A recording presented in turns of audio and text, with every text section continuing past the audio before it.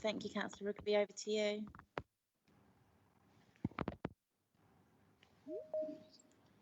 Good evening. It's now gone 7 p.m. and I would like to start the meeting of the Corporate Parenting Committee. I'm Councillor Rugby and I'm the chair of this committee. I would like to remind everyone this meeting is being streamed live on the Council's YouTube account and also being recorded for publication on the Council's website. I would also like to remind members and officers to mute their microphone when they're not speaking and to use the raise the hand option if you wish to speak. I will give everyone the opportunity to speak at the end of each item. Okay, item number 1, apologies for absence. I haven't received any apologies. Have you received any, Kenna? Thank you, Councillor. No, I haven't received any apologies for this evening. Okay, thank you. Item number 2 is the minutes of the last meeting. I move that the minutes of the Corporate Parenting Committee held on the 1st to be approved as a correct record. Are there any comments on the accuracy of the minutes? Councillor Lydiard. I notice on page 10, the last paragraph, it looks as though we've converted from sort of speech to text, and the last paragraph needs to be reworded, but I'm sure Kenna can have a look at that. Yes, thank you, Councillor. I've made a note of that. I'll have a look at that paragraph and reword it. Thank you. Are there any other comments at all? Can you see any hands, Kenna? I can't see any. No, no, I can't think of any other raised hands. No. Thank you. Okay, so we'll move to the minutes being approved subject to the amendment on page 10. I've not agreed to any items of urgent business this evening. Are there anything urgent, or move on to declarations of interest? Does anyone have any declarations of interest this evening? No. Okay. So first of all, then, I think if everyone here is able to introduce themselves, please.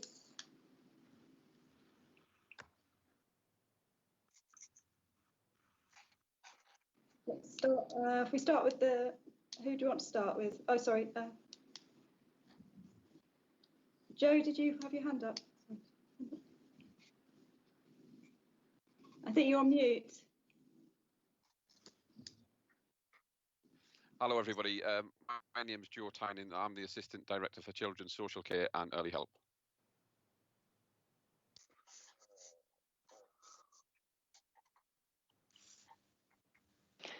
Hi, my name's Councillor Barry Johnson. I'm the Ward Councillor for Dorset and Cabinet Member for Housing.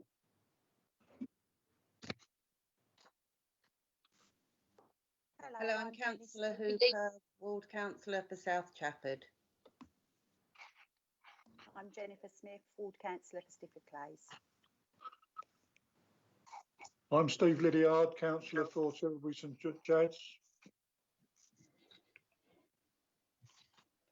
I'm Daniel Chuku, Councillor for Chadwell St Mary.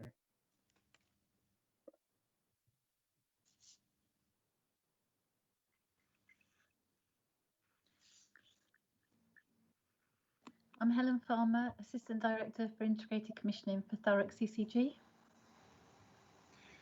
My name is Michael Ado Boating. I'm the interim developmental role for Thurrock CCG and the designated nurse for looked after children.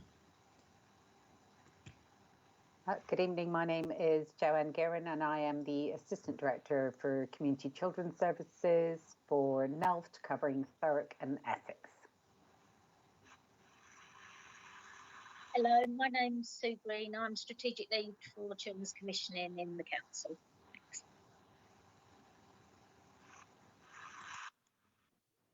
Good evening, I'm named Tara Kosler and I'm the Strategic Lead for Children Who Are Looked After. Good evening. Good evening. Oh, sorry.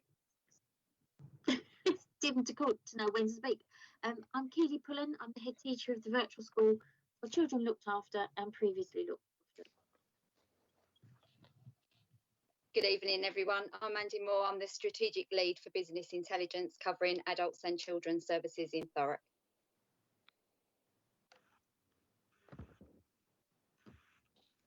Good evening. I'm Sheila Murphy, the Corporate Director for Children's Services in Thurrock.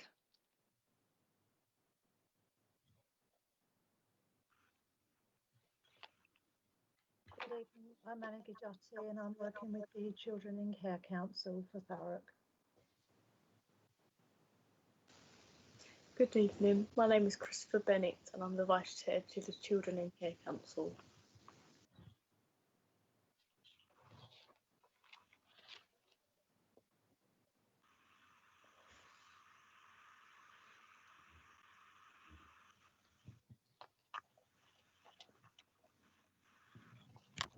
Hi, I'm Ruth Murdoch. I'm the Quality Assurance Lead for Children's Services.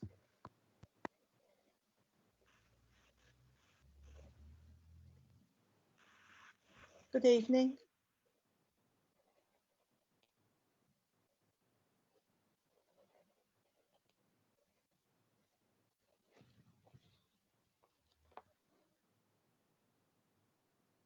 Thank you, everyone. That's great. Thank you.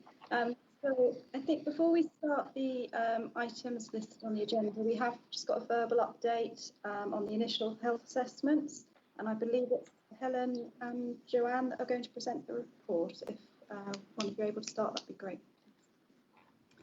Thank you, Chair, and thank you for giving us the opportunity to come and give an update this evening for you. I'm just following on from our Chief Nurse who attended previously, where there was quite a lot of discussion and concern raised around the performance to do with initial health assessments for children who are looked after, and we felt it was important to come and give you assurance on the progress that we're making with partners across Thurrock with our social care. So I'm going to give a brief update around the more strategic view and what we're considering on a wider pan-Essex footprint, and some of the conversations that we've been holding before Christmas. And then I'm going to hand over to Joanne, who can give a more local view about the performance around the delivery of IHA and the work that she's been doing with Nantara as a colleague in social care. So thank you.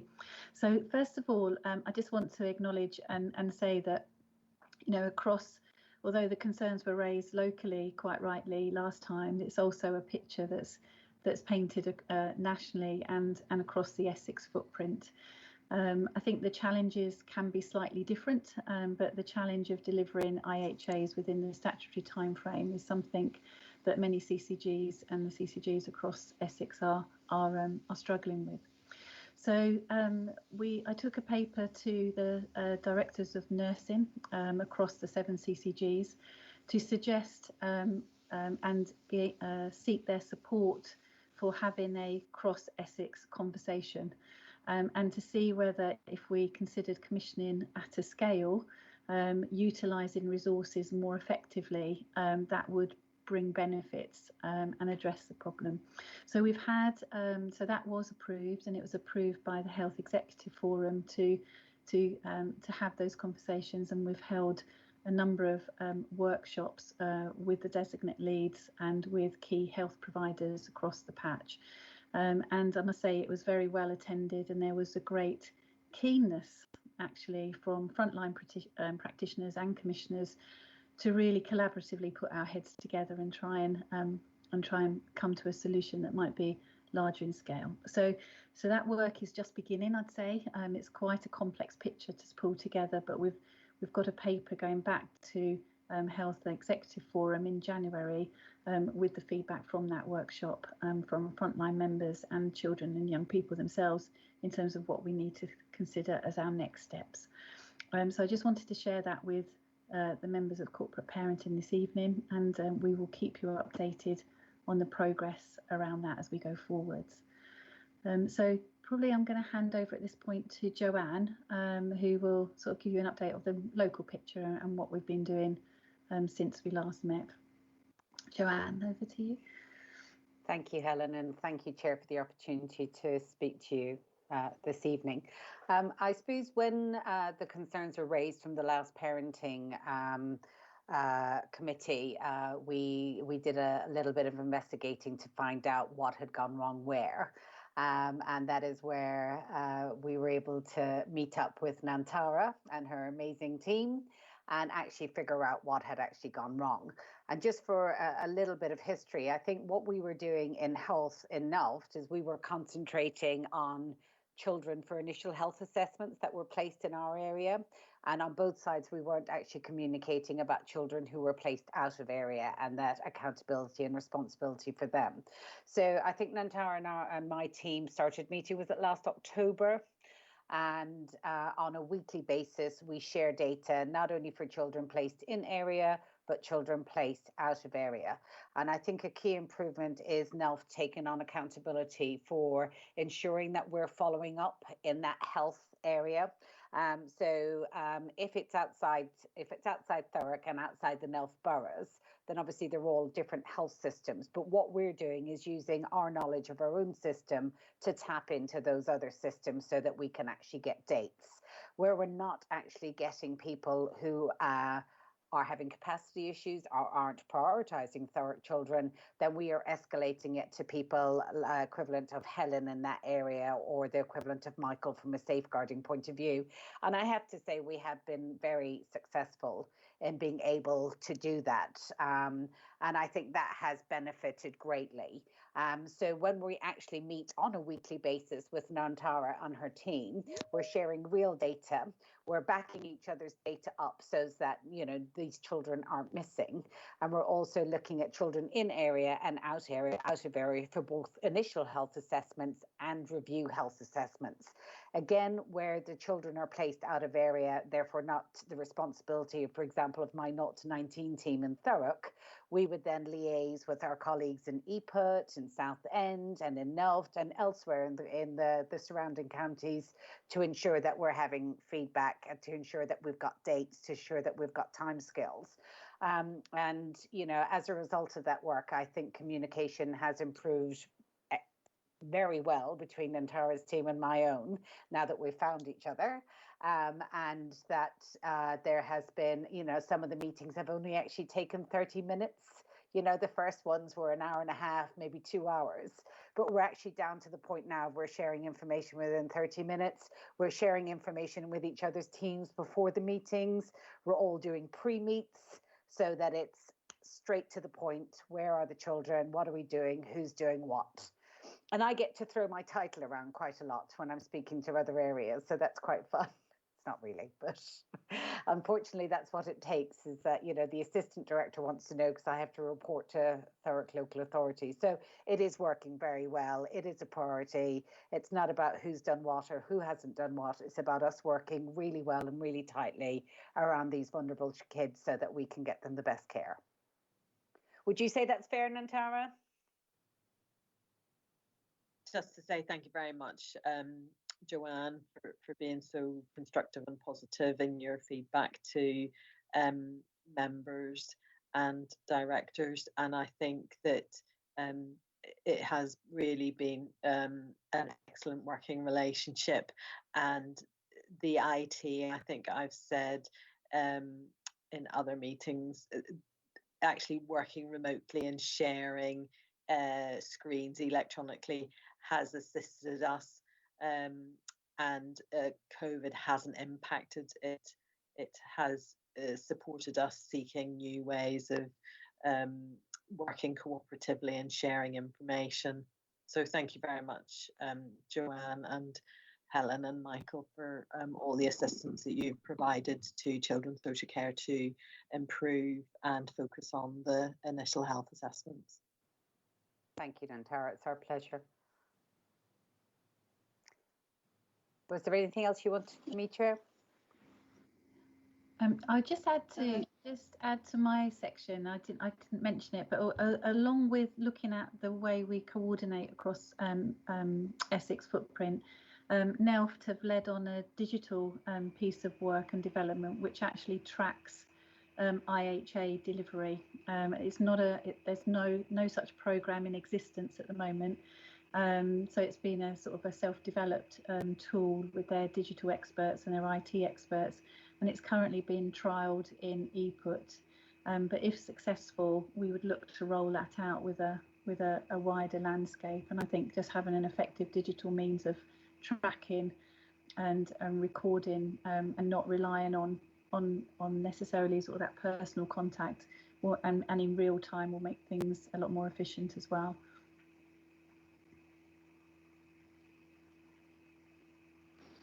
Thank you very much indeed for that excellent report. It looks like everything's progressing very well, so that's brilliant. So thanks for all your hard work. Has anyone got any questions they'd like to raise, please?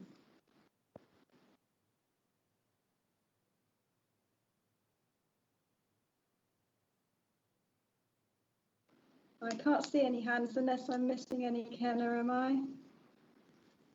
No, not that I can see, Councillor, no. Well, thank you again, very much again. So we'll move on to item 5, which is the children's social care performance. Sorry, is it children's? It's not. Sorry, is it? Yes, it is the children's social care performance. Thank you. Can I ask the officers to introduce the report, please? Yes, thanks everybody. Again, I'm Mandy Moore, Business Intelligence Strategic Lead, covering adults and children's. So this is the Children's Social Care Performance Report for the Corporate Parenting Committee. This actually covers Q2, so it's up to September of 2020. I'm very mindful of time and that the report has been sent out, so I was just going to recap the executive summary and then just go through a few of the highlights of the report with you, but obviously happy to open it up for any questions at the end. So as at the end of Q2, as I said, September 2020, we were providing a service to 291 children looked after and 272 care leavers. There is a good overall performance, and the performance of both the children looked after and the aftercare services are improving. Children are being visited regularly, and there is a continued focus on improving around the care leavers keeping in touch and living in suitable accommodation, and also that they are in education or in employment. Section 3.24 and 3.25 of the report does provide further details in terms of the improvements that are already being made in that area from end of last year to where we now are in Q2. And obviously, as I say, there is more focus in those areas to improve it moving forward. The Fostering Recruitment Service is seeking to recruit more foster carers in Thurrock, and that will support children being placed closer to home. It has been noted that there has been significant delays in court proceedings as a result of the global pandemic, and that has resulted in delays for some children who need adoption or alternative permanent placements. And another key area of the report was that the number of children who went missing during the period from June to September 2020 has decreased, and that is also the same for the number of missing episodes. We're also seeing a reduction in that area. Other than the executive summary, the main areas I just wanted to tease out just as highlights was the 3.1, the number of children looked after. There is a chart in there and it does show that the numbers have remained stable. There are small fluctuations, but that is normal and to be expected. The main thing we want to feed back to the board in this regard is that there are regular reviews and decision making around those entering care and ensuring that our children, once they're actually known to social care, are receiving the right level of support. The other area I just wanted to flag was around the 3.2, unaccompanied asylum seeking children. There has been a reduction in the entry of the unaccompanied asylum seeking children into Essex ports as the preferred route has been through Dover.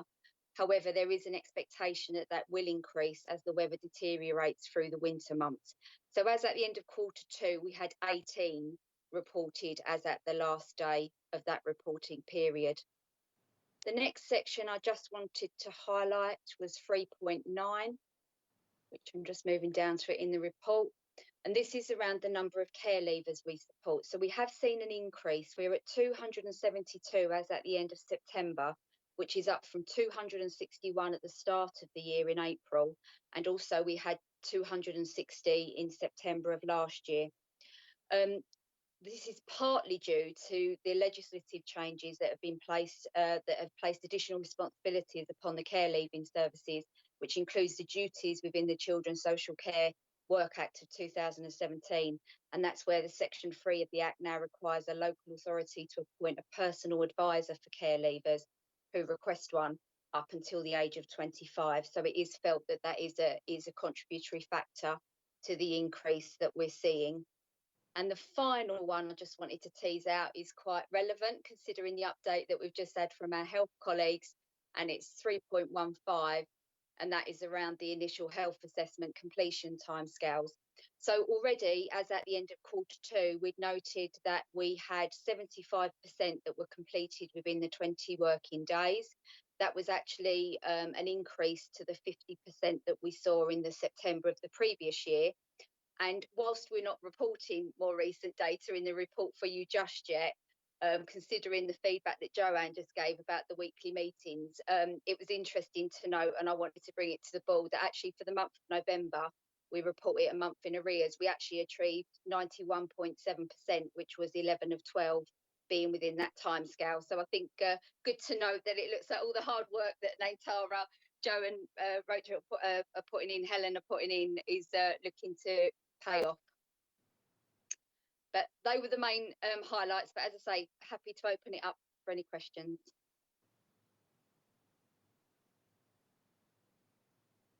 Thank you very much indeed, Mandy. That's superb. Are there any questions from anyone, please?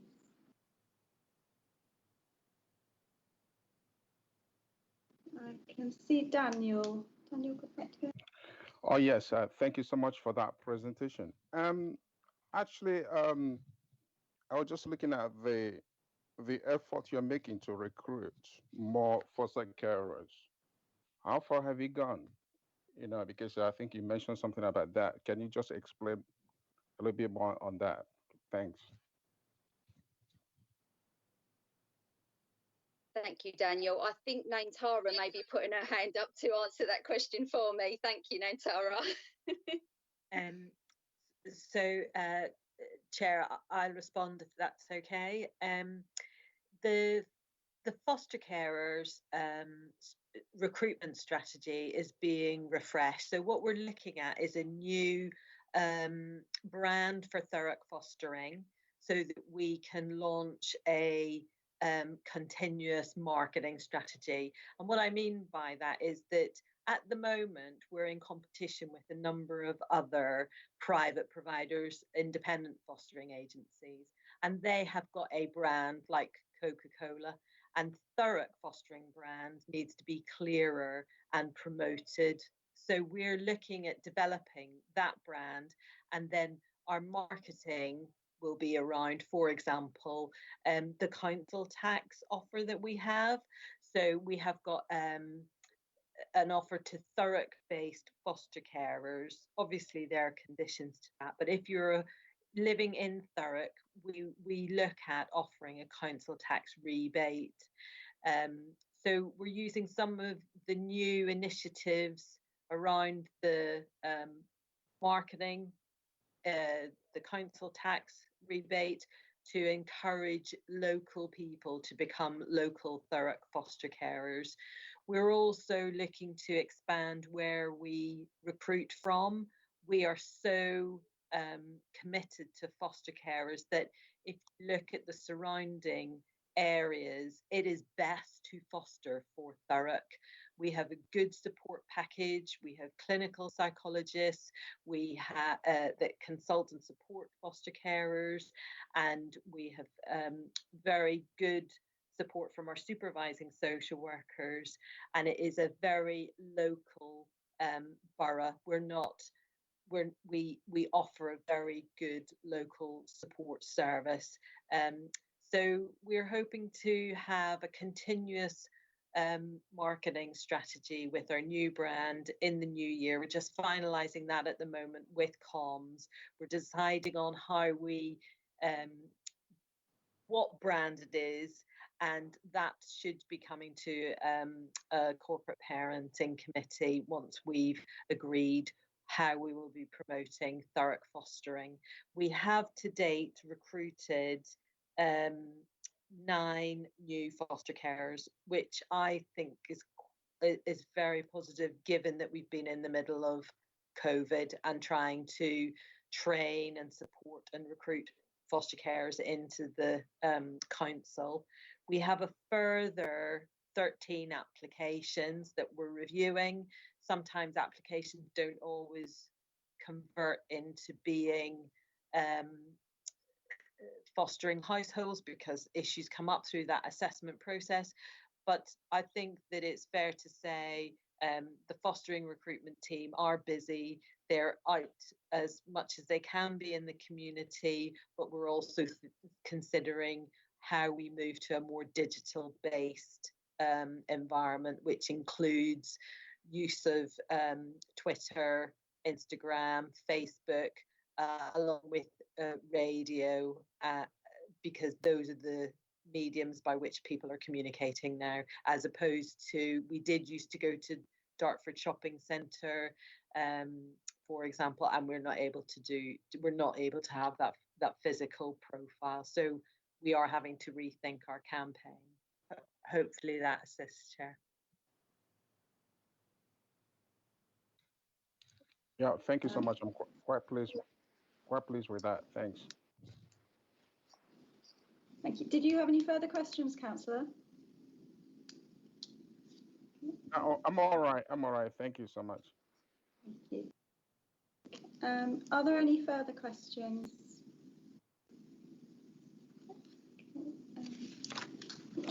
Okay. Sorry, someone asked. Sorry, Councillor Ackenbowen and Councillor Johnson both have their hands raised. Oh, okay, thank you. I can't see them, sorry. Yes, who's first, Kenna? Councillor Johnson was first.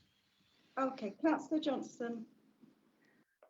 Thank you very much, Chair, and thank you, Mandy, for the report. All seems very positive. I'll just go back on the care leavers that can request a personal advisor. Do they have to request that immediately, and then, you know, obviously keep it for as long as they want up to the age of 25, or if they decide they want to go alone for a little while and then realise they do need that advisor, do they have the chance to come back and ask for that? Thank you, Councillor Johnson. Again, as it's more a practice-based question, I'm going to pass that over to Nantara. I can see who's got a hand up to answer that for you. Chair, if I may. Yes, so we do have quite tight protocols around the care leavers. We do ask them to confirm in writing that they don't want a personal advisor, and we also advise them that we offer that service for them at any point where they choose to return, and if they want any periods of support, short periods of support, longer periods of time, we're very flexible, and we do encourage them to have personal advisors because of the support that and provisions that they can assist with. That's great. Thank you very much. No more questions from me, Chair. Thank you. Councillor Ackenbowen, please.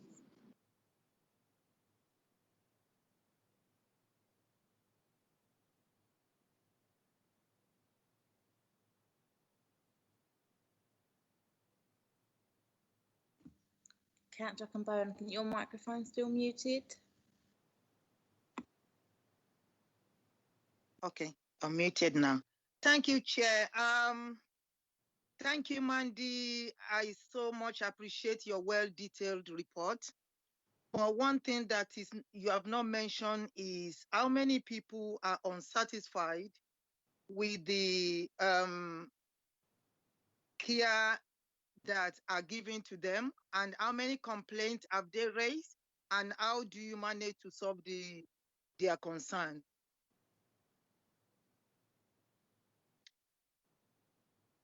Thank you very much for your query. The complaints is not something that I monitor within the scorecard that I maintain for the service. I do know there is monitoring that takes place within the service alongside our corporate complaints team. I'm not sure if there's anyone from the service that would be able to respond to Councillor Akinbowen in relation to that, or whether you would like me to take it away as an action from the meeting to come back with a response separately.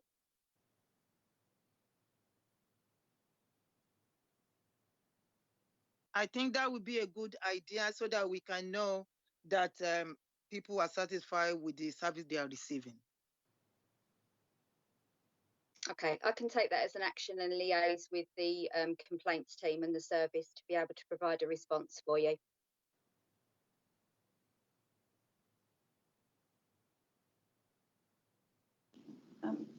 Thank you. I could see there was one other hand up, Kenneth, but I can't see who it is. Is there anyone? No, I think all hands have been lowered now. Thank you. Okay, so we'll move on to the recommendations. So we've got recommendation 1.1 that members note the areas improvement in children's social care and the work undertaken to manage demand for statutory social care services. And recommendation 1.2 for any specific areas of interest to be flagged for inclusion expansion within the next report. Are all members in agreement with those two recommendations?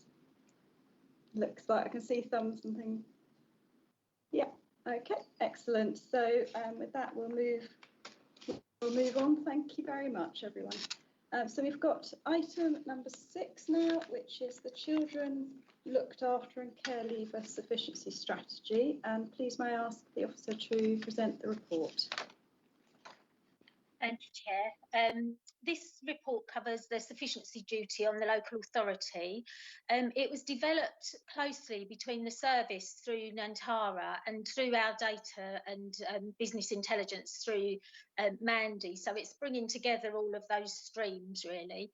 And then we use that to plan. We also linked with other members of the local authority and with the participation and engagement team in terms of children and young people's views. So it brings together a number of different parts of the work. Members have received a copy of the report in advance, but I'd just like to highlight some key points. The report builds on our long-term vision for the development of the duty and the placements and the role and supply that we have in improving outcomes. There's a focus on developing the market, especially locally, and I know that's a key point for members around local placements. So there's a big drive for us to increase local placements. As I mentioned, we've worked with the participation and engagement team because it's crucial for us that we have the views of children and young people reflected within our work, but that will be ongoing. So as we go out to commission services, the intention is that we work directly with children and young people to get their views on those specific services rather than a generic view. We've got lots of data on numbers and other factors included in the report, and that's been used to inform the priorities that we've set. And we need to really have consideration for the growing population in Thurrock and try and plan ahead around that, because that will reflect and there'll be a potential impact on our children looked after numbers. When we're considering placements, key factors include, and there are multiple ones, but these two I wanted to highlight, around the type of placement and the distance from Thurrock. So the vast majority of children looked after, 78.9%, or 218 children are placed in foster care. 119 of those are with independent foster agencies and 99 of those are in-house. We're working to increase the in-house placements, as Nantara explained earlier, because they tend to be within our 20-mile radius. And also, we want to develop local provision for sibling groups that we know is a shortage for us. So that is a continuation of the work that Nantara explained just now. Currently, in terms of distance, 71.5% of placements are within 20 miles. Those that are outside of this, especially those that are over 30 miles, tend to be of a specialised nature, but it is a focus for us continually to try and move placements closer to the borough. The Thurrock framework contract is in place, and it's been particularly useful in increasing the number of supported accommodation providers and really focusing in on the quality of those. On this framework, which is for all types of providers, once we're satisfied that the child or young person's needs can be met, the next criteria we award on is the distance from Thurrock. So again, that focus of bringing children and young people closer, and then looking at best value for money as well. Because we need specialist, we've got specialist needs to meet, and also we know that there's a shortage of certain types of providers. We do retain the option to spot purchase rather than go through the framework, but we'll always look at the framework first, but it's important to have that option. We've identified the following gaps as a part of this work, which really drive our priorities. So more support to reduce the number of 10 to 15-year-olds entering the care system through things like our Edge of Care team and that type of thing. There's a gap in focusing and securing sufficient post-18 care leaver accommodation, including support to meet the increasing complexity of needs. There's a linked project on that already, but we wanted to make sure that was a focus of the sufficiency strategy. Adoption must remain a focus for us to support permanency. The development of foster placements I've already spoken about. And some work with the residential and independent foster agency market to try and increase local placements on the framework. For us, it's better if they're on the framework because we set our quality standards and we have sort of fixed pricing in different tiers of need. So the more that we can have on the framework, the better. And then we've identified a gap in work to improve fee negotiation and step down process to improve value for money. That already happens, but we just think there's a bit of a gap for us. We can focus in on that a bit more. From all of the work that we've done over recent months, we've set 6 priorities. So the voice of children and young people at the heart of planning, that's our first priority because that's crucial for us. Achieving placement stability and permanence, recruitment and support of foster carers, commissioning and partnership working, and developing the offer for care leavers, and also developing the support offer for our most vulnerable children. Those will be delivered in partnership. That's crucial for us. We can't deliver those on our own, but it's important for us to set those priorities. And yeah, that's sort of like the highlights of the report, really. So thank you, Chair, and I'm happy to take any questions or clarifications. Thank you very much, Sue, for that very detailed report. That's all very good, and love to see all the improving areas particularly going on there. Is there any questions at all, please?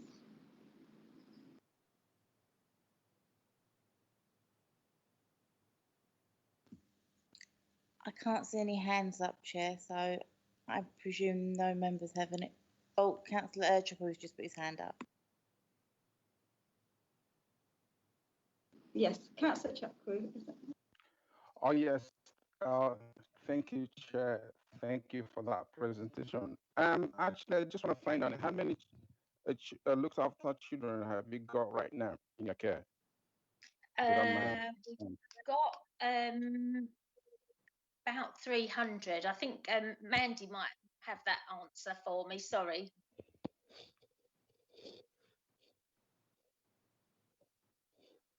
$291, but I'm just going to check the latest scorecard because I've got the September one open. One moment, please. Okay.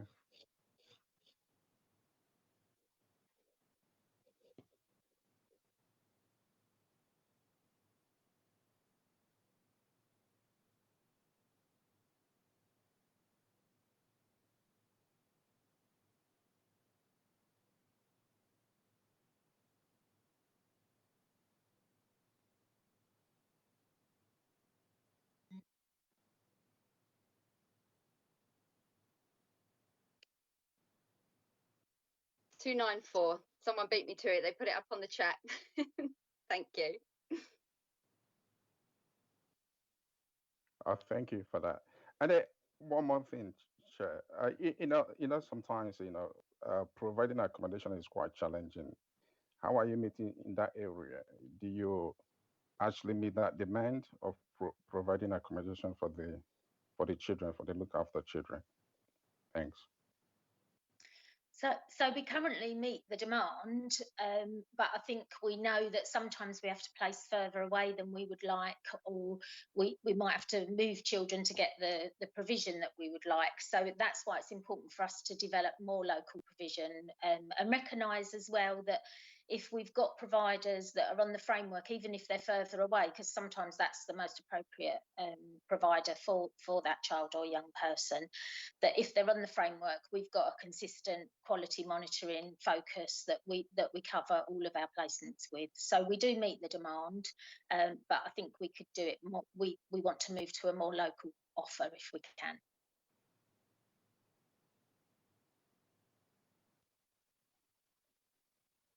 I'm quite happy with that. Thanks. Thank you. May I just ask Sue, I know that the emphasis is to get the children in the local area, and on the most part when they're not in the area it's because of their special needs or requirements for sort of residential care. Are there any plans to sort of bring any of that sort of support within Thurrock or closer to Thurrock at all? The plans are really to work with the market, so to try and encourage existing providers to open closer to Thurrock. And I think that dialogue with providers is really important for us, because often, because we're quite a small authority, providers will work with the bigger local authority areas and be placed in there. So the aim is to build that relationship with them, to bring them closer, and we've seen success in that with our supported accommodation providers. So it can be done, but it takes it's a tanker to turn rather than anything else. So and that's why we've put it in as a focus for us for the next period. What would be the furthest a child would move to really from here? Is there a limit, or is it just wherever the care is? It's wherever the care is, and the most suitable placement as well. Thank you. I can see Joe's hand up.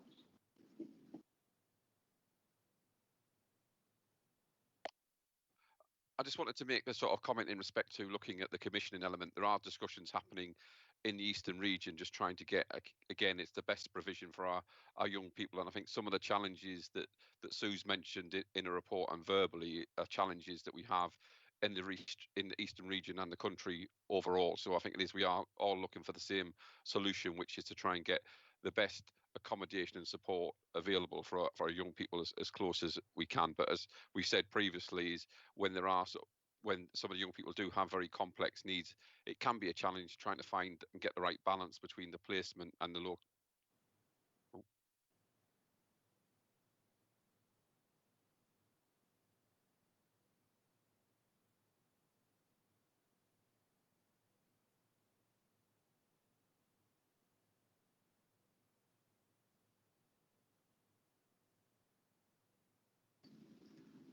That's all right.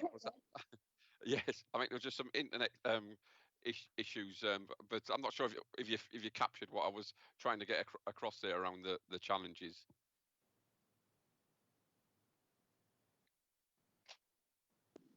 Thank you. Are there any further questions or comments from anyone? Can you see anything, Kenna, or are we all good? No, I think you're good to continue. Okay, thank you. Right, so we'll move to the recommendations then. So we've got recommendation 1.1, that members support the delivery of the Children Looked After and Care Leavers Placement Sufficiency Strategy, January 21 to January 24, and 1.2, that members note the information contained in the report and accompanying strategy. Are all members in agreement, please? See them? Yeah. That's good. I can see your hands, so that's good. Okay. So we will now move. Now move to item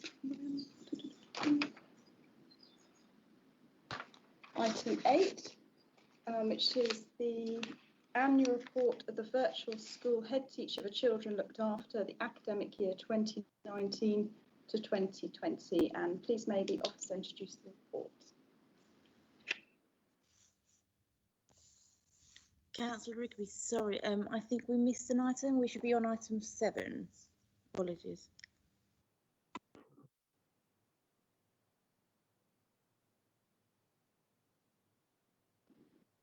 Yeah, item 7, which is the Independent Reviewing Officer Annual Report. And please may the officer present the report. Good evening. My name is Ruth Murdoch. I'm the Quality Assurance Lead for Children's Services. I'm presenting this report. It's the annual report for the Independent Reviewing Officers Service, and it's a requirement in the IRO handbook that it's presented to the Corporate Parenting Committee. I'm aware that quite a lot of the information in that report has been discussed in other discussions as we've gone through some of the other items. So I'll just highlight a few things and then take questions. But just to remind colleagues that the IRO's role is to promote the voice of the child who looks after a young person, to ensure they're able to access an advocate, to make sure the plans are based on assessment, and that they provide a real and genuine response to children's needs, that if there's any drift in planning, that's addressed, and to also monitor the activity of the local authority as the corporate parent. We've got 5 independent reviewing officers in Thurrock. It's a stable workforce and an experienced group of staff. The main headlines coming out of the report is the timeliness. We're just showing improvements really in terms of the reviews being held within timescales, and the records being produced within timescales, both of which are well over 90%. We've also worked hard on trying to improve the engagement of young people in reviews. So that means that they could either attend the review, or they could attend with an advocate, or they could brief an advocate who then attends on their behalf. And we're getting very good engagement now with young people in their reviews. And one of our IROs has done a piece of live engagement with children and young people to get their views, which is reported on in the document. You know, just hearing back from them about what they think about the LAC reviews, the looked after reviews, who they want at their reviews, where they want them to be held, whether they would like to chair them themselves. And we're getting quite a lot of feedback from young people about that. About 40% of young people would like to work towards chairing their own reviews, and we're working on the way in which we produce the records to make sure that they're more interactive and more child friendly, and we'll be piloting that in the coming year.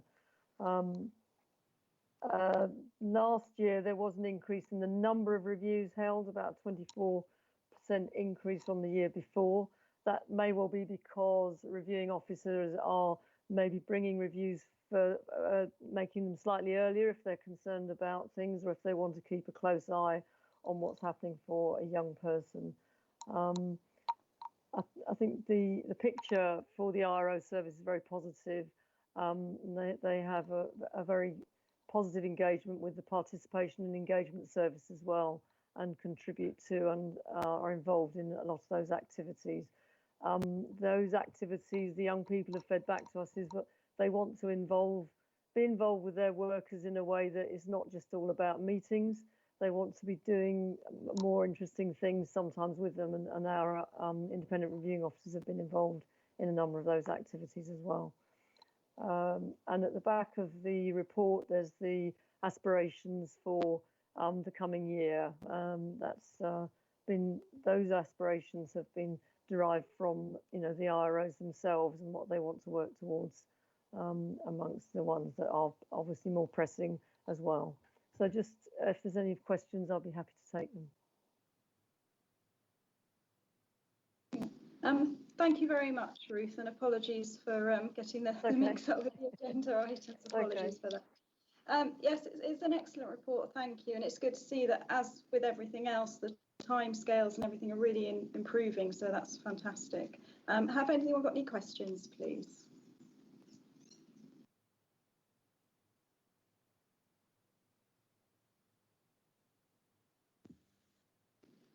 Kenna, have you got any hands? I can't. No, I can't see any hands raised. Okay, that's great. Thank you. Okay, so we'll move to the recommendations then.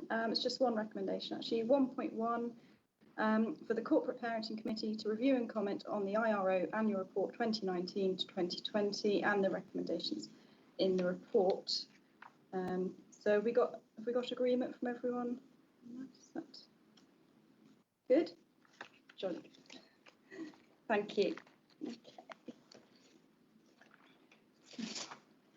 So yes, apologies for the mix-up in the item numbers. We can now move to item 8, and that is the annual report of the virtual school head teacher of children looked after academic year 2019 to 2020. And please may the officer introduce the report. Thank you, Chair. I'm Keely Pullen, the head teacher of the virtual school. You'll note from my report that there is also the appendice, which is actually the bulk of the report. So what I will do is just briefly summarise some key headlines from the summary and then invite questions. So you'll note from the work that we do in the virtual school that we are responsible for supporting the educational outcomes of children from age 3 years to 18 years. And so a great deal of focus of our work is on ensuring that the pupils are well supported in their learning and that they can achieve academically within their relevant educational establishment. We have a clear set of key school priorities which are noted in our school improvement plan, and we work religiously towards that across the each term of the academic year, and we report robustly body every term for the work that we're completing. A great deal of our work is linked to ensuring that our children are achieving within their relevant academic establishment, as said, and it depends upon very much on their needs. So what we find links very closely to some of the reports we've already seen. So for example, if our children become looked after and they are managing to stay in the Thurrock area, they don't have to have a school change, which is really positive to them because that prevents any drift or delay in obtaining them a new school place, and also it ensures that there's more continuity and progression in terms of working with their teachers that they have that relationship with. What we also do is make sure that through the personal education plan, which is something that happens every term, we make sure that actually everyone is focused on the child or young person's learning needs, their social emotional needs, and their general broader range of needs to ensure that they're being supported effectively within their school or educational establishment environment. So there's some key data headlines throughout the report, but what you will note is the lack of attainment data for this year. And I hope that the committee can understand that as a result of COVID, all testing was cancelled, and it seems that we could be heading that way again for this academic year, and so things are in hand to support that. We collected teacher assessment data where it was possible for those key attainment groups, and we also monitor the progress data of every pupil in our school for every single term, so we always know if they're making appropriate progress and what relevant support is being put in place.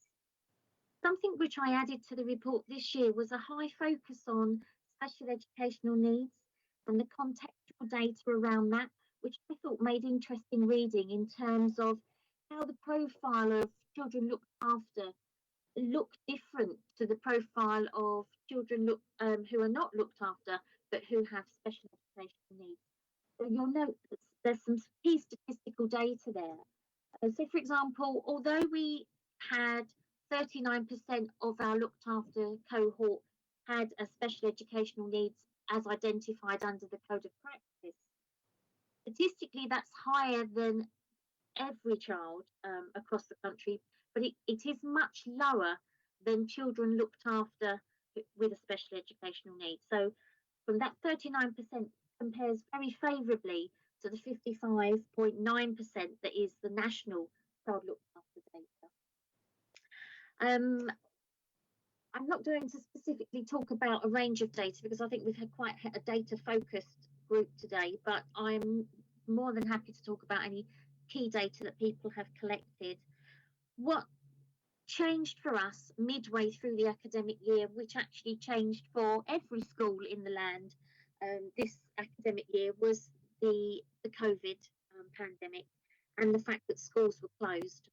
So we had to then move and adapt our key school priorities to meet that challenge and to make sure that the children and young people who were being affected by schools closed and who couldn't perhaps have daily face-to-face access to school were being supported via their carers and via the online offer. The online offer has actually improved since March of 2020. So now we've gone back into a national lockdown, and the bulk of our children may well be supported in the home environment again.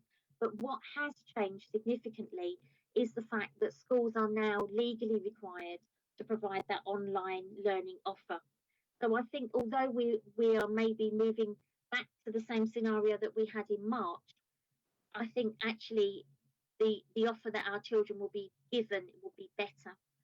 But in terms of how the virtual school supported our looked after children, we ensured that any student that had been affected by the cancellation of their tests could continue the tuition that we were providing for them, and that where our students requested that tuition, they had that continued.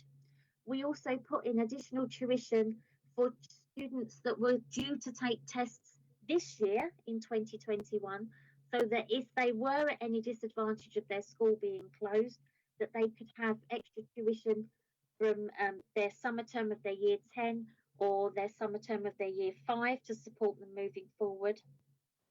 We had some real successes with that, and we have actually continued to maintain that tuition offer moving into this academic year, so that if students wanted to resit their exams moving into post-16, for example, we've maintained that commitment to them, as I feel that that's what every good parent should be doing.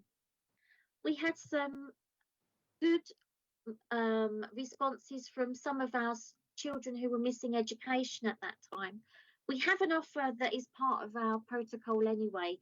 So whenever a child has to miss education due to perhaps moving care placement and needing another school, or perhaps they've actually come into care and they weren't attending school prior to becoming looked after, for example, we had some real positive aspects during the lockdown where we were actually able to place children into schools even though they may have physically been closed. So that meant that our children could become on the role of that school that they were going to attend, and they could engage in the work that was being provided for them. I'm going to stop at this point because I realise there's a lot of information, and I'm happy to expand on any points or answer any questions if that's okay with the chair.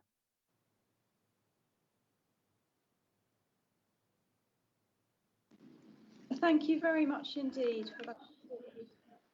And obviously it's been a very challenging year, and it's great to see all the work and the success that's happened there. I'll open it up to questions, and I can see Councillor Lydiard would like to ask you something. Yes, I'm just wondering whether all foster carers have to provide Wi-Fi for their looked after children. Do you know if there's any statistics on that one? I'm afraid I can't actually answer that one because I don't deal with the service level agreements that we have with foster carers. I don't know if there's anybody who has the opportunity to answer this. I do know that when we were able to order extra Wi-Fi access, etc., for those students who had nothing, I know that the strategic lead ordered that for those children, but I can't comment about the expectation of foster carers to provide Wi-Fi.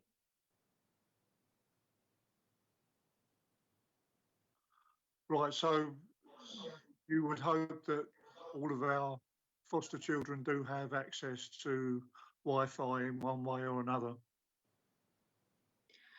Well, that's certainly one thing that we ask as part of the personal education plan, and it is also something that we ascertained very early on during the lockdown in March, and we're actually doing so at the moment as well to see if there are any barriers for them to be able to access, whether it's face-to-face learning or the online learning. I know Nantara has her hand up. I don't know whether she can offer some support for this one. I haven't had this raised as an issue by foster carers, and we are supporting our looked after children to have laptops and to be able to access the internet. So if there were issues, they could be fed back from foster carers to their supervising social workers, and that's something that the service could look at. Thank you. Thank you. Are there any other questions, please? I can't see any hands. Can you, Kenna? Thank you, Chair. Councillor Ackenbone has a hand raised. Okay, Councillor Ackenbone.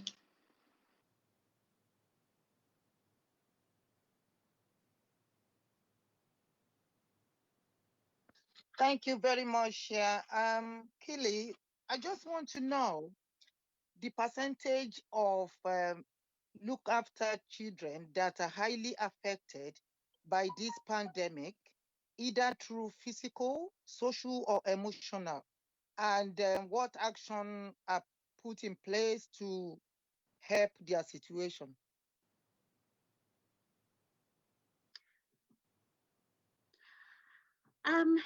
That's a really broad question to answer, and I'm not sure that I've reflected that in my annual report.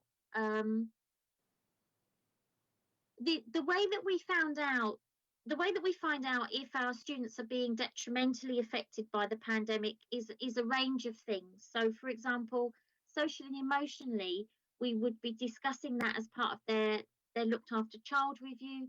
We'd be discussing that as part of their personal education plan. The foster carers would raise that as an issue. We have the Strengths and Difficulties Questionnaire, which is a gauge of emotional, mental health and well-being score. They are collected every term so that we could see if that there are any higher scores that may be indicating that there are any social, emotional, mental health and well-being issues, which we would then discuss as part of as a group under with social care, with the relevant education people, with the relevant health people, to make sure that they're having support. I don't provide data in terms of who's accessing support from UMS or other services, for example.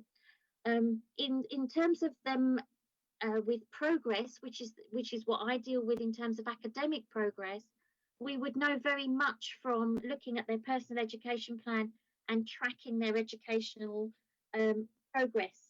Now, schools have found that quite challenging because they weren't able to conduct their normal testing or assessment regimes during the closures. I know schools have also found it quite challenging in the autumn term. So we rely very heavily on schools that we work with, and we work with approximately 100 schools, both in and out of borough where our children are placed, and colleges. And we rely heavily on them to be able to provide us with that data, because they are the people that are teaching our students on a daily basis.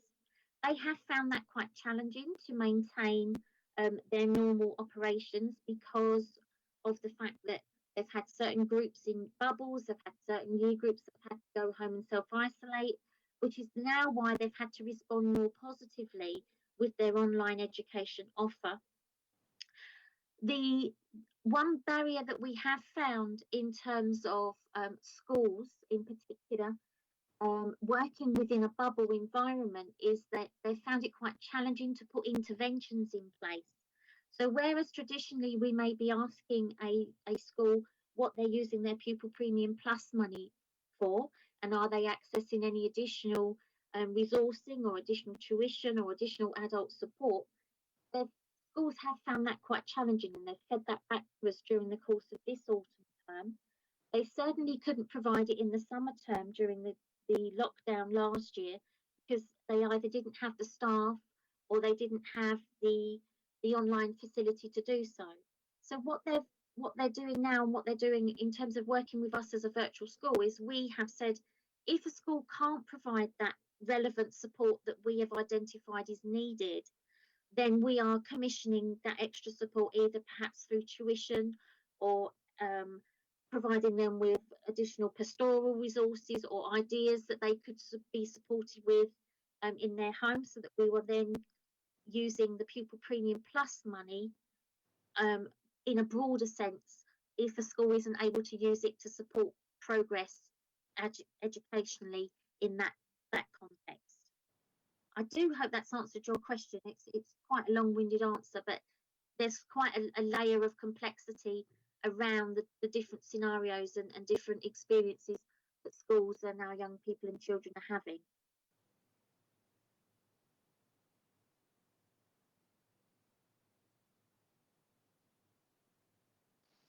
Councillor Ackburn, is that okay? Would you like any further questions? Yeah, I just want a bit of clarification that has there been no any school that complained that they are overwhelmed with probably the needs of look after children during this COVID?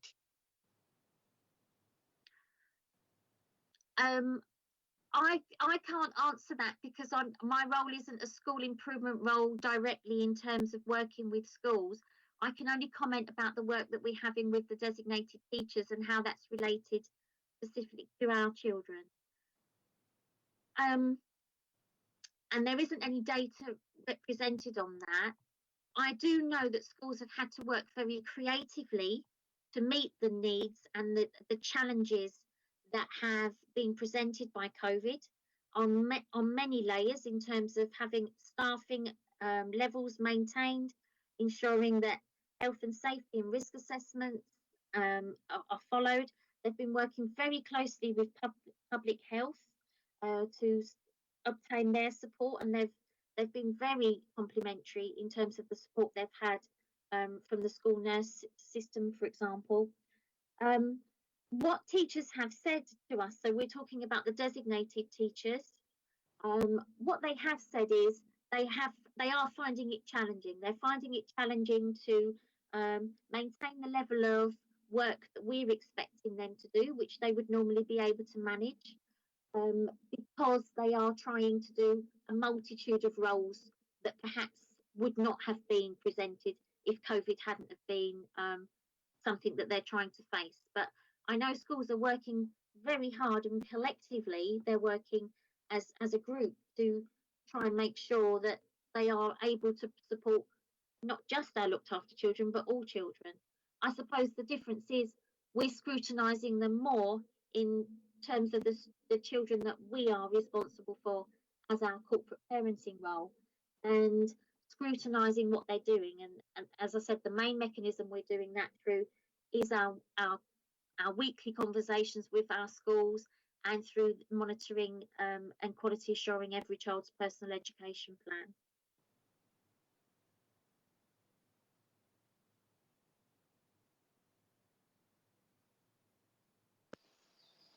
Is that all okay, Councillor?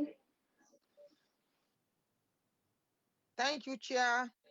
Yes.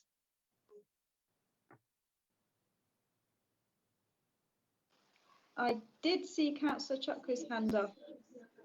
Would you like to speak? I actually, because most of the answers actually has been covered, but I just wanted to find out about our children meeting the target, because of the COVID. I know it's going to be so challenging for them to meet the target. How do you think they were able to cope studying online and studying at home? Thanks. I actually think it's a bit of a mixed bag. some children and young people have worked very effectively at home. So I'm reflecting on last year's lockdown, because we've only actually just gone into this year's lockdown. But some responded very well. So they got into a very good structure with their carers very early on. Some were incredibly and effectively supported by their carers, and they were also very effectively supported by their schools. There were some schools that we did have to challenge in terms of the offer that they were providing at that time. And at the time, there was no national mechanism to ensure that a certain offer was in place.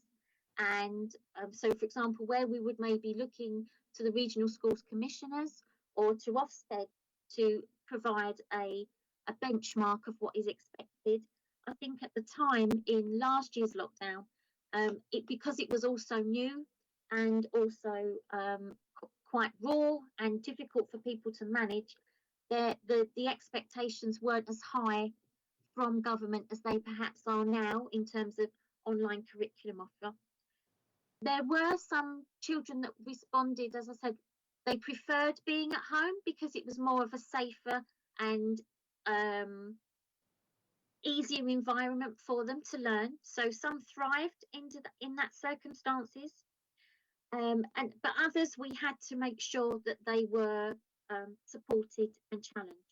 So some of our students did need to be challenged by their carers and their social workers and from the virtual school to actually maintain their learning. It was very apparent that some of our year 11s who had been told, for example, that what they've been working for a number of years had stopped, and therefore they weren't going to be formally tested. I think schools found that quite difficult in the first instance because they said, right, well, in effect, then perhaps our year 11s have left us, but our commitment wasn't that. Our commitment was actually, no, your year 11, it's still important. We will support you if you do disagree with the grades that you'll be teacher assessed at. We will support you if you want to resit. So we were very mindful that it was important that they in particular weren't left of, oh, that's the end of my schooling now. So it was a mixed bag overall. As I say, some children responded incredibly well. Some children needed an extra level of support. We provided a range of resources that we'd sent out to carers that included not just learning activities, but physical activities and mental health and wellbeing activities so that they were supported if they needed to. We had a lot of interaction with our carers. Some would phone every week or every day. Some would phone we were more of the situation where if you need us, we're here for you, so that we could meet any difficulties. I think the most important thing that we maintained, though, to make sure that we were able to monitor how education was going for them, was making sure that they still had that personal education plan meeting. Not every local authority did that. And actually, we created a specific COVID PEP in order to make sure that we had a clear picture of the types of learning that was happening, the quality of that learning and the student engagement.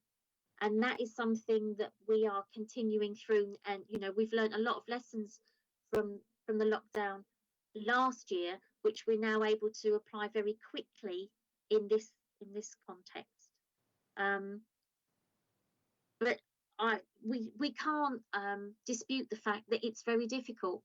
It's very difficult for everyone to cope with, and we just need to be mindful that we are still providing the services that our children and young people need to support them moving forward.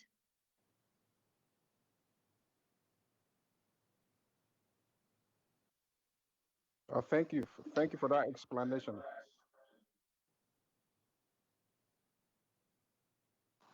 Thank you. I can't see any hands. Are there any hands, Kenna, that you can see? No, Chair, there's no more hands raised.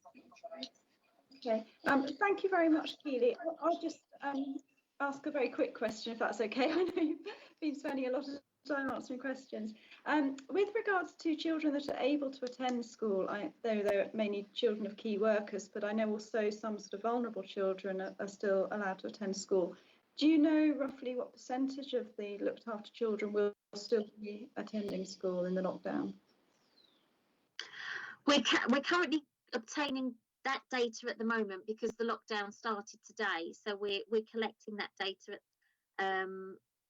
on our children. And unlike a real school, I can't just keep them all in one place. Our children are in different places, so it's very unique, and we have to find out on an individual basis. But we've already started to collect that data yesterday, actually. When I'm talking about, because this is my annual report till the end of the last academic year, most of our children did not attend school in the first instance when the initial lockdown happened in March. What we did do is we worked with the foster carers and the social workers and the care placements to make sure that we had an individual decision to decide that A, was there a school offer, and not every school was able to provide a school offer. So B, if there was a school offer, did we think it was appropriate and safe and realistic for our children to attend? So initially, I would say 97% were educated at home. That started to decrease as the period of lockdown went on. So as the directive from government became, right, schools, please try and open up more, and secondary schools, please try and offer this support for these year groups, because again, that wasn't provided initially. Once that direction was provided and more schools were able to provide an offer, we then encouraged our students to get back to school or get back to education as much as possible. Our expectation towards the end of the lockdown, so towards the end of the summer term, was if there is an educational offer, for them to attend.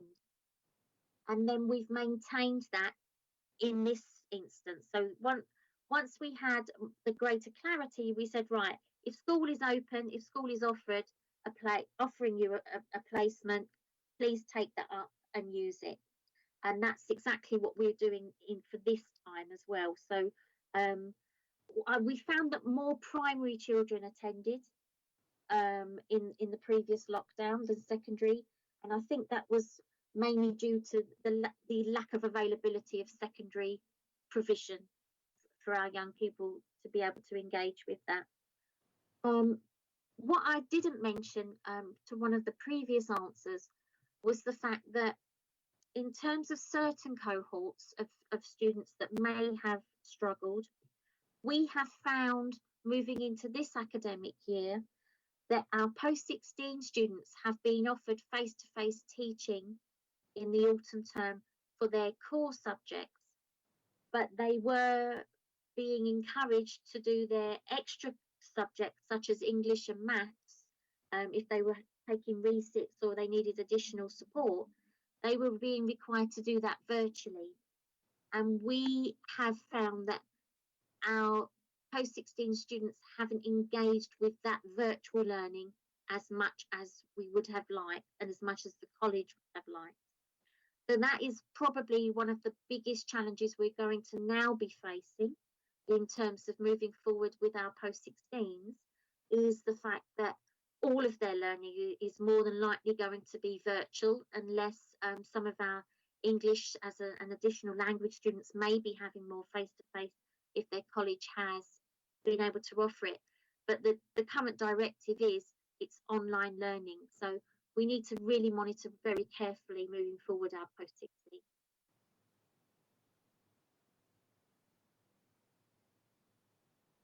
Thank you very much. That's very useful. Do we have any further questions? Anyone? Kenna, can you see anything, or are we all good? No, there's no hands raised. You're all good. Okay, thank you very much.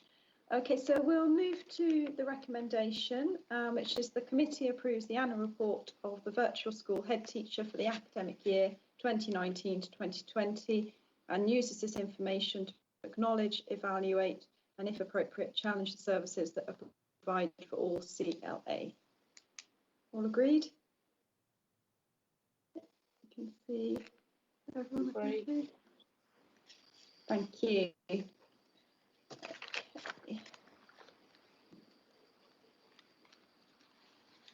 Right, thank you. So we're now going to move to item 9, which is the joint housing protocol for care leavers. And please may the officer introduce the report. Okay. It's Janet Simon, Strategic Lead for Child in Need and Child Protection. I'm going to be presenting this report, supported by Ben Tovey, who's a Strategic Lead for Housing Solutions. So this protocol links in with some of the other reports that have come here tonight, in particular the sufficiency strategy that Sue Green and the next report that Nintara is going to set out, and previous reports that have come to corporate parenting, such as the our offer to care leavers. So you've all had the reports. I'm not going to read it out to you, but in summary, this protocol sets out how the local authority is going to meet its duties to children who are in our care, who are approaching care leaving and moving to. About how they can apply for housing, but it's also about how we're going to support those young people to be prepared for independence. It talks through the various options for young people, and it talks about the fact that young people will be developing and be ready for independence at different times. So we don't assume that all young people reach the age of 18 and they're ready to live in their flat. So we've got young people who may be living with their former foster carers under a stay and put arrangement. We may have young people who are living in some sort of supported housing. They may be living in shared housing, so they may be kind of jointly living with other young people and supporting each other. And there's young people who are going to, so there's going to be different arrangements. It sort of sets out things like what isn't appropriate for young people. So it's not appropriate for any of our young people to be living in bed and breakfast accommodation. And it's some of the work that we're doing at the moment to make sure people to work is we are working jointly with our housing colleagues, with Head Start Housing, with the private sector, and with a range of other agencies to develop training, both for our workers and for our young people, to make sure they're ready, making sure that our social workers and personal advisors are really clear about our duties and responsibilities, and that they're doing the work that they need to do to make sure young people's needs need to be met. So this kind of encompasses a protocol for young people who are 18 and above, looking at all the options. Obviously, we need to be people for independence before they get to 18. So that should start when they're in foster care, or if they're in residential care, looking and talking to them about the various options that might be available to them. So for staying put arrangements, for example, that would mean that they can stay with their foster carers post 18, but that has to be an agreement with the foster carer and the young person. It can't just be the young person saying, I want to stay. It's got to be an agreement that the foster carer is willing to go with. And that can sometimes be, for young people, they may stay till they're 21. It may be that it foster carers intermittently. So sometimes if they're in university, for example, they may go off to university but come back to their foster carers in the holidays. We have a responsibility for young people who are at university to make sure that when they're not in halls, for example, that they have holiday accommodation and that they're safe and supported. So it's not just about saying this is how you apply for council housing, but it's also about saying what are you ready for now? How prepare you?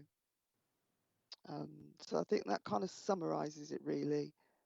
And attached to that, there are some appendices in terms of some of the forms we'd use, some of the legislation, and how you'd apply for accommodation. So I'll be happy to answer them. or Ben, I'm sure, would be happy to answer them as well. Thank you very much, Janet, for the report. Would anyone like to ask any questions, please?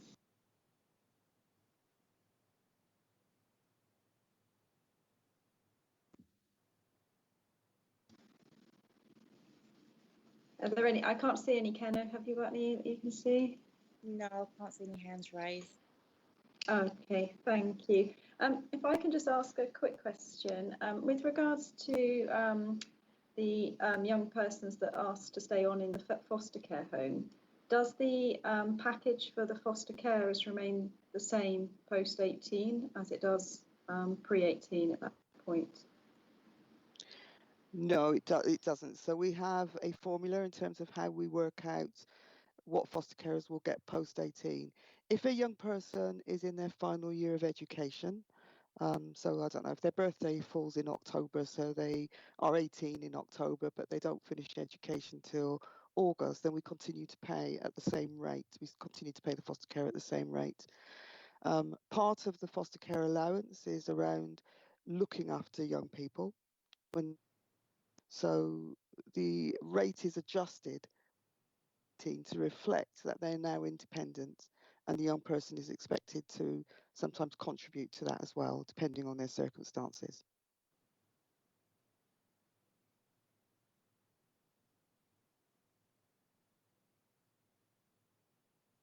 Thank you very much. I can see a hand from Annie. Would you like to ask a question? Thank you. I was just wondering if you could throw some light on, is this work with the young people now, preparing them for independence a little bit sooner, is that actually working very well? We've developed a working party, Annie, alongside some of our colleagues to look at how we can prepare young people for independence. So what we want to do is we want to put on workshops. We want to do a kind of preparation for living in your own accommodations. So things like helping them to think about bills, helping them to think about how they kind of manage a tenancy, making sure they're really clear about what's expected of. We're looking at setting up a panel with young people so that they can kind of come and talk to us about their needs. We want to involve them in these processes. So I think we're in the early stages of kind of trying to develop something quite well, but I don't think we recognise we're not where we need to be, and that actually we need to work closely with young people, but also make sure that they're to do is have young people into their own accommodation, not feeling prepared, feeling frightened, feeling isolated, and then not able to sustain their tenancies because they haven't been prepared properly. Okay, thank you. If I can just say that, as you know, Open Door do run the SIP program, which is the Supporting Young People into Independence. Yeah. So if you do need any extra sort of help, if you'd like them to go to a group, obviously once we're back in the beehive, we do actual cooking. We do a lot of independent stuff with them. So if you do feel the need for any young people to do that, by all means refer them through to myself, and I'll make sure it gets to the right place. Thank you. Thank you.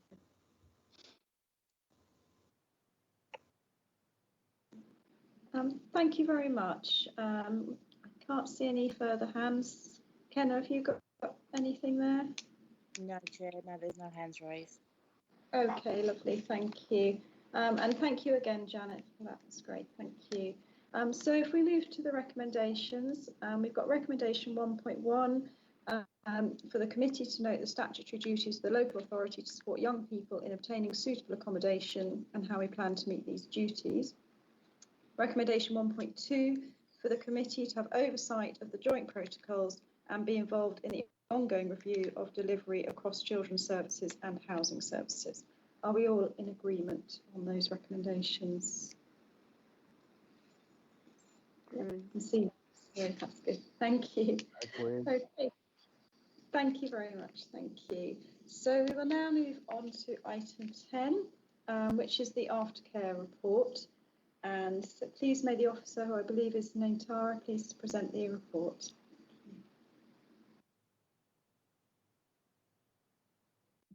Thank you, Chair. So this report is to update members on the progress since our Ofsted inspection, where the aftercare service, although it was found to be good, we wanted to sustain that good and to continue a path of improvement and continued excellent services for care leavers.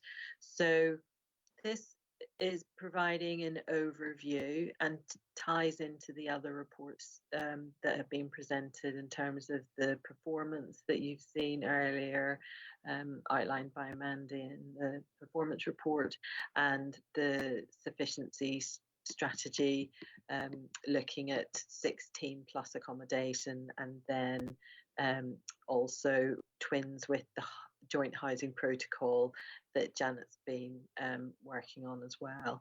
So I just wanted to also report to members that I haven't been doing the support to the aftercare services for very long, and Janet Simon has been supporting me in all of the work and the contribution to, although I've written the report, she has been significantly contributing to the service and ensuring that I understood the plan that had been set out that she had drafted. So a lot of work had been done already, and so the progress that you're seeing is a joint presentation really from Janet, even though my name is to the report.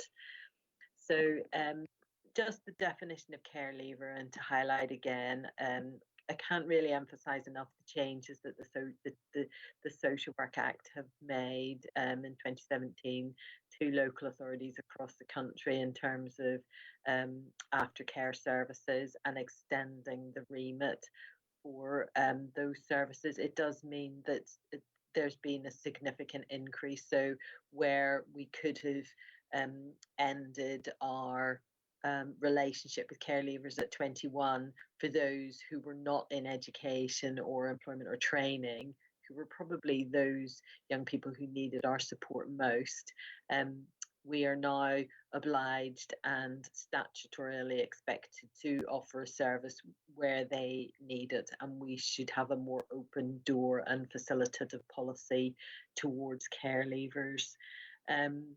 That we do support unaccompanied asylum seeking children, and that we haven't had the numbers entering through the Eastern region ports, where we have our own policy of distribution across the Eastern region, because the majority, as I'm sure you've been reading through the summer and into the autumn, have been coming through Dover, and we do have a Ports Watch meeting with the police and Immigration and Border Force, who concurred there is a likelihood with the changes in the weather where you can't cross in the boats from Dover.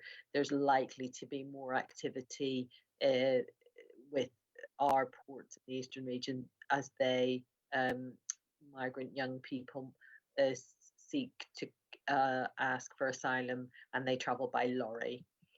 So in terms of the services that we're providing, I think it's key that we do have a focus on the transition to adulthood. That is an area that we're developing a workbook. We are developing some training. It's really helpful what Annie said, that they've got an offer. We're working with Tiffany and Abim from Housing Solutions and Inspire in order to create a package of training for young people. And as Janet said, have that panel where we enable our young people to understand what it is to have a tenancy. So in terms of our care leaver population, you can see that it has been increasing, and that there is a solid cohort between 18 and 21 years, that we are improving in our data, particularly in our In Touch, but we do want to ensure that we are making as much effort as we would expect from our statutory neighbours and from the England average. So a little way to go, but definitely a work in progress and an improving trajectory. And as we're in touch with more young people, we are able to complete the pathway plans for them. And as we've got the joint protocol for care leavers now, we're also integrating into the pathway plan an outline of a housing plan, which they can work with their personal advisor to develop and make sure that they're clear about what their transition plan is, and what where they're going to live. So we're also improving in terms of suitable accommodation, and we work closely with Inspire to make sure that there is an offer. I think that there has been a dip in the education, employment and training opportunities for care leavers, but we have continued and will continue with significant efforts to engage our young people and offer them the support that they require. It is so difficult through the pandemic for young people and their, as we've heard from Keely, about their education, but also those employment opportunities and training opportunities, given that people aren't in the workplace and they're working remotely. It is very, very difficult. I think you could see in the appendix that's attached to the aftercare report the offer by Inspire, and we're linking our young people into the workers there and offering face-to-face appointments, and that was in line with government guidance, because of the vulnerability of our young people, that they would need potentially that support. So we have got and started an enhanced wellbeing offer, one component being the Inspire Hub and face-to-face appointments. That is obviously having to be reviewed on the basis of the news that we've received going into lockdown. But online services and WhatsApp groups, as you can see, are playing a very crucial part in keeping us connected to our care leavers. And we have had the care leaver grant, which we are targeting at our 50 most vulnerable young people. So hopefully that gives you an overview of the service, which is on a trajectory of improvement, and it kind of creating more service opportunities and developing some new pathways and for our young people. Thank you. Thank you very much. Thank you for the report. Are there any questions from anyone, please?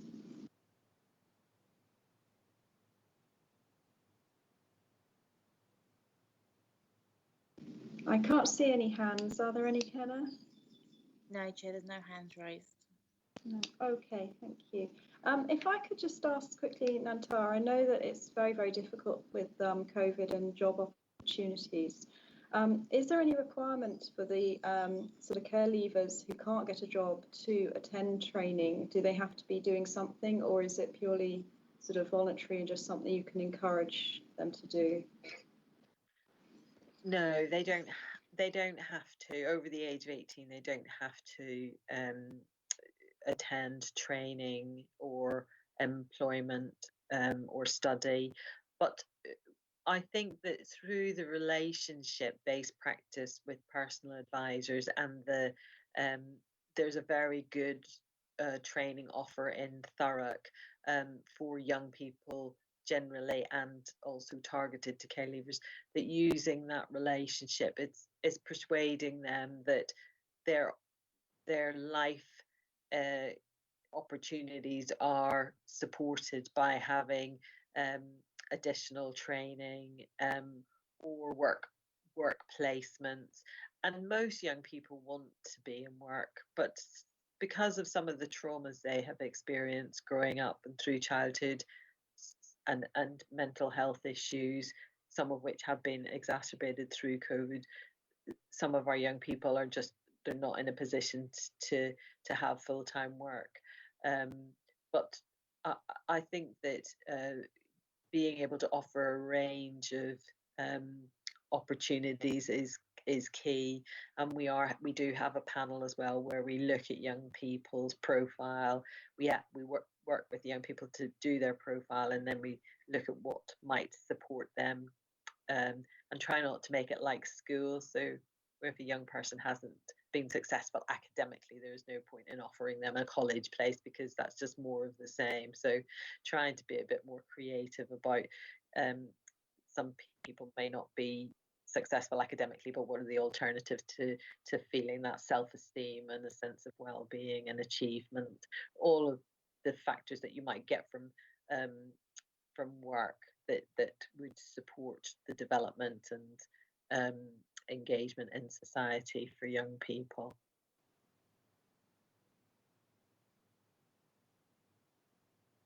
Thank you very much. Thank you. Are there any questions? Anyone? Any hands at all? Okay, that's great. Thank you again. Thank you. So if we move to the recommendation 1.1, report provides members of the committee with an overview of the services provided to our young adults. Members are asked to note the contents of the report and the service provision to young adults in the Thurrock Aftercare Service. Is that all okay with everyone, please? Yeah, okay, excellent. Thank you very much, again. Thank you. Okay, so the next item, I believe, is the work programme.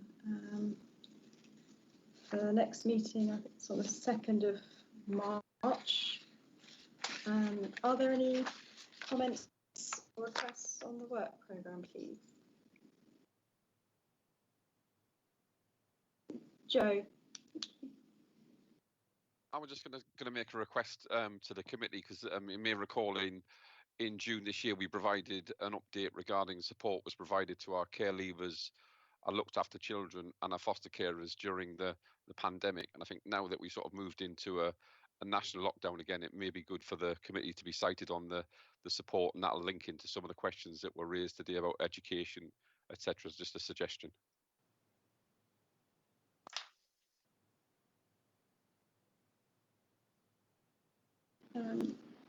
Thank you. Is that okay, Kenna? Sorry, Keely, I can see your hand up.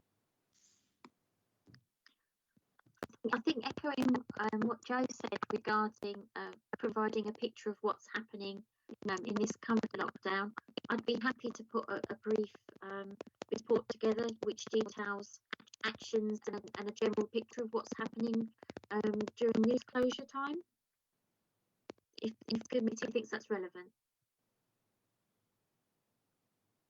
Yeah, that seems an excellent idea to me. So if that's all right with everyone on the committee, we can put that to Kenna to organise. Is that okay with anyone? Got any further comments at all? No? Okay. Right. So I think that's about it for this evening. I'd like to say a huge thank you to all the officers who have worked on all the reports tonight. They've all been very informative, and it's good to see that everything is progressing well, so it's great. Thank you all very much, and thank you to members and to everyone else who has attended this evening. So if everything is okay, anyone got nothing further to say, I'll conclude the business of the meeting, and I'll conclude the meeting closed, and I believe it is 8:46 p.m. Thank you very much. Thank you. Bye-bye. Thank you.